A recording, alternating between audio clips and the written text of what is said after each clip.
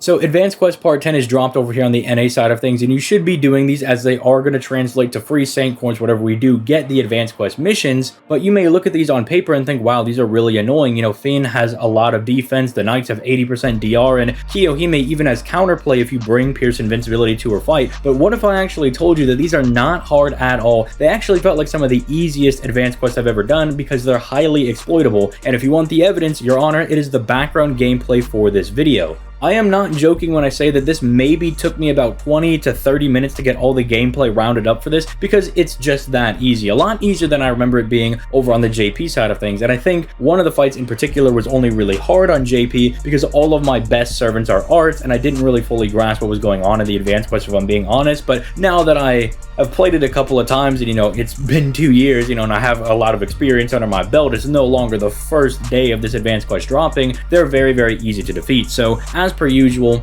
strap in, get comfortable. If you find these guides to be helpful, let me know in the comments down below, and also maybe even leave a like and subscribe to the video, as it is absolutely free and helps me out more than you know. But with that being said, let's start jumping into the first one that we're going to be talking about, that being the Fionn one, which I remember being very annoying on the JP side of things because he gives himself arts damage resistance, and he also increases his NP damage resistance by 50%. Now they do give you an exploit here that at the end of every turn, if you have a female servant, he's going to lower his damage against them by 30% for their face cards, meaning face cards from female servants will do more the longer the fight goes on. And the gimmick here is that you're trying to reduce his recovery rate because he does heal a lot of HP every single turn by kind of going through the mechanics of this fight, which if you do choose to do that, that is perfectly fine. But let me just tell you, as you'll see with both of the gameplays that I did for this, this is highly exploitable for Buster and Quick teams, specifically if you have a Buster female servant who I use Morgan or a Quick female servant who I used Okita. I mean, technically you could use a male servant for this, but I just brought the female servants because it's more on brand for this fight.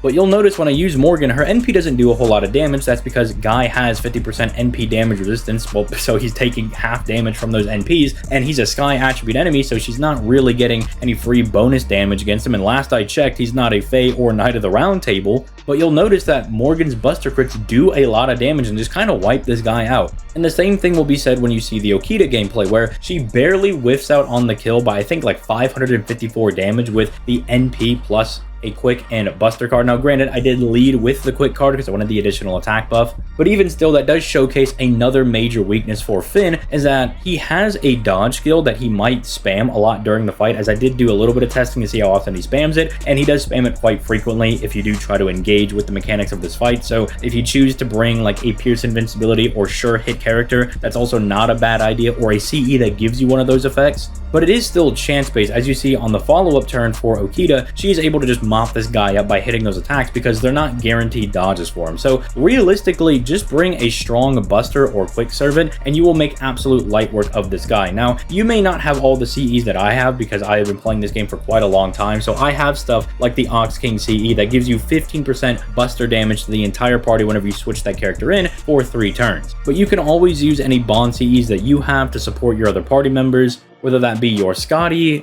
Ruler Scotty, Koyenskaya, Merlin, whoever have you. Even Waver's Bond CE gives you, I believe, 15% Buster performance when he's on the field. Those are all perfectly fine, and if you can't do those, use any Star Bomb CEs that you have to guarantee that you're going to have crits whenever you start the fight. You'll also notice that I bring Ruler Artoria to this fight. I think you can bring her with her buff, as it does allow you to exclude one character from the card pool and then it reshuffles them. And you'll see that during the Okita part of the gameplay that is actually really crucial, because we only had like one Okita card, and then we find 2 of them to be able to do the Brave Chain with the NP, and that pretty much almost one turns Fionn. I think someone like Summer BB could also be really good for this, so you don't have the strongest box. Maybe the servants are going to be using don't have a power mod on Fionn, or maybe they're just not the strongest, you know, maybe they're more on the free-to-play side of things. If you want to bring someone like Summer BB because you have her to lock the cards in place, that's perfectly fine, as Summer BB herself will also be providing stars every single turn on that same 3rd skill that's going to be locking down the cards. But realistically, Fionn is a lot easier than it seems if you just go and read his effects. If you go check out Kiyohime's stuff, she also looks like she's going to be rather intense because she has 30 hits of invincibility, and if you give yourself Pierce Invincibility, she gives herself a defense buff for 3 turns. And she also seems to punish you if you use your Mystic Code abilities. If you use 1 Mystic Code, she'll remove 5 stacks of invincibility but give herself 5 turns of big attack. If you use a 2nd Mystic Code ability, she'll remove another 5 invincibility stacks but then give herself Pierce Invul for 5 turns, and she'll yeet all all of your party's buffs, and if you use the third master skill,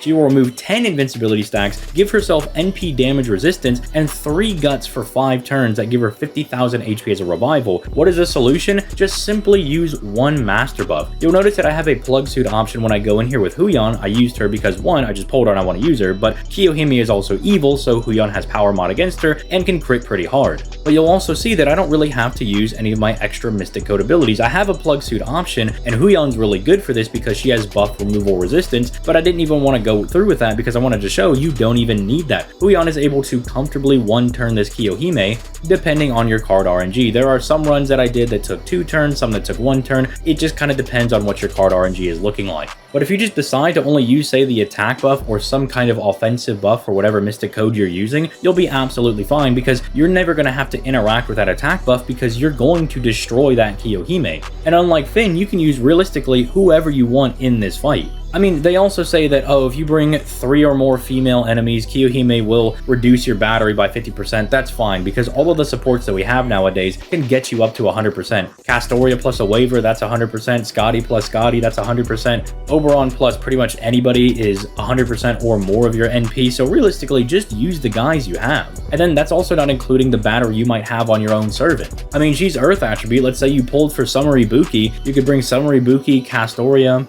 and Waver, or if you don't have your own Castoria, you could do Waver, Summer Ibuki, and then literally anybody else, a Tamamo to give her a little bit of extra buffs, a Zhufu if that's who you have. And you don't even have to care about the defensive buff if you just bring somebody that either already has innate Pierce defense, and then you give them a Pierce invincibility CE, or vice versa. Maybe that guy already innately has Pierce invul like Fionn, and then I gave her a Pierce defense CE, and just didn't have to care about any of the mechanics during the fight. So again, highly exploitable because it's not like you bring Pierce invul and they force you to interact with the mechanics by stunning your entire party or something. They just give her defense, which is something you can bypass. If you have the Dio Scurry twins, they are excellent for this fight because they already have Pierce invul and Pierce defense built into their NP. So if you have an NP1 Dio Scurry, you can bring something like a Black Grail to further enhance their damage and not have to worry about the invincibility or defensive buffs. And then finally, there's the Night one, which was one I don't think I actually did over on JP, but this is the first time I did it. I was just like, hey, they're all man attribute. Can I blow them up with Morgan? And yeah, 80% damage resistance was not enough. As you can see from this one, I mean, the Oberon third skill was not even necessary for this. She already did way too much damage, but I was like, screw it. Let's just go ahead and do a 300% fully charged Morgan and see how much damage he could possibly do against these guys that are trying their best to not get obliterated. I'm not even going to entertain the fact that this fight has these different mechanics. Realistically, just bring somebody that's ridiculously strong. If you have anybody that's got manpower mod or whatever have you that you can just associate with these guys, whatever you can find to just hit these guys really hard with the best supports you can. I mean, screw it. Slap Black Grail or whatever your best CE is on one of your best AoE servants and let them go to town on one of these guys. It's realistically not even all that difficult because, I mean, they do stuff like they remove your buffs and they get Pierce invul and they'll lower defense and blah blah blah blah. Like, they do all this stuff, but you can just blow them up. And I know my Morgan is NP5, but I did 4 million damage. If you're at NP1, you have a lot of wiggle room between what I'm doing and your NP1 Morgan, or whoever your manpower mod individual is going to be. So yeah, don't worry, these advanced quests are really easy. If you don't know what I was talking about at the beginning of the video, we're going to be getting advanced quest missions for every 3 advanced quests you finish, which is pretty much every batch they drop. You get 9 Sanct Quartz, and that's going to be very important going into the next year because a lot of those banners are going to be ridiculously broken, and they're going to be back to back to back to back to back. So you want to make sure you have as much Sanct Quartz as you can possibly get and putting yourself in the best position. And I don't want newer players to look at these fights and think, wow, they're going to be really hard, when realistically, they're highly exploitable.